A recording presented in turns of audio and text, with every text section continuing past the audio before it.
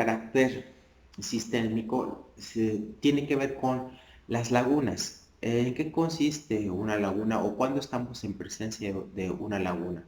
Bueno, cuando no existe una norma jurídica que conecte una consecuencia jurídica a un supuesto de hecho, de tal modo que surjan controversias. Esta definición la proporciona Ricardo Guastini y se refiere a supuestos de hecho no regulados por el ordenamiento jurídico.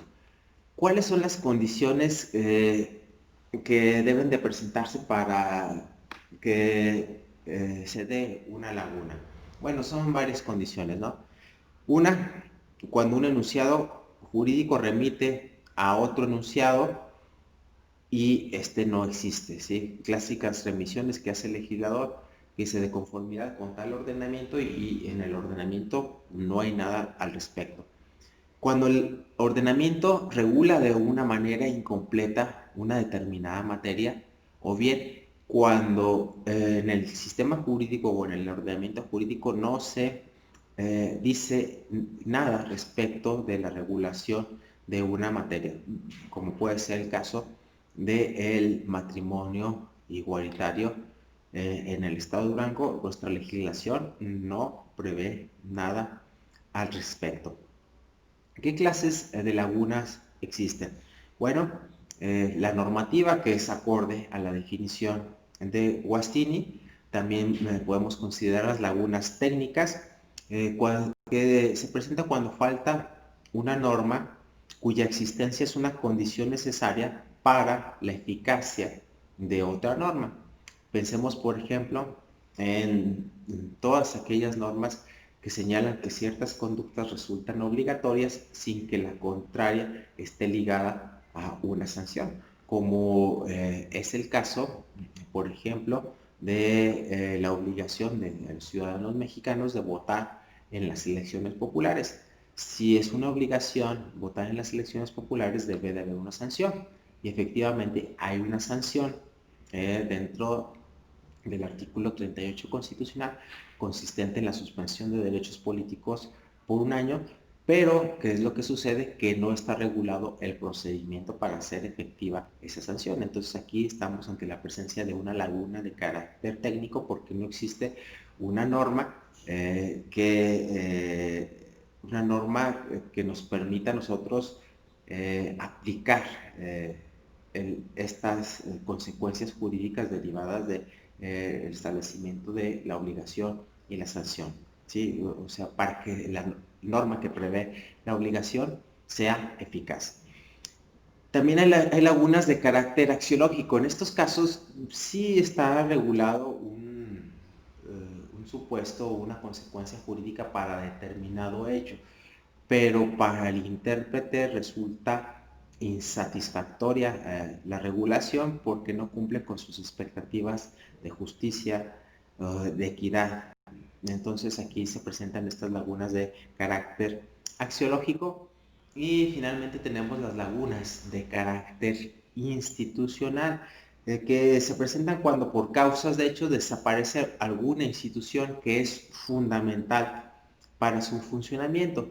Por ejemplo, pensemos por un momento que por vía de hechos desaparece la Fiscalía y es una institución fundamental para que proceda a hacer la acusación en la comisión de los delitos. Entonces, pensemos en ese tipo de lagunas, por ejemplo. Por lo que hace a la interpretación, al tema de interpretación y lagunas, hay que tener muy presente que a través de la interpretación, fíjese, se pueden crear, se pueden prever o prevenir, hacer desaparecer y colmar las lagunas, pero siempre acompañado o acompañada de esta interpretación de una debida argumentación, ¿sí? Pero haciendo uso de la argumentación.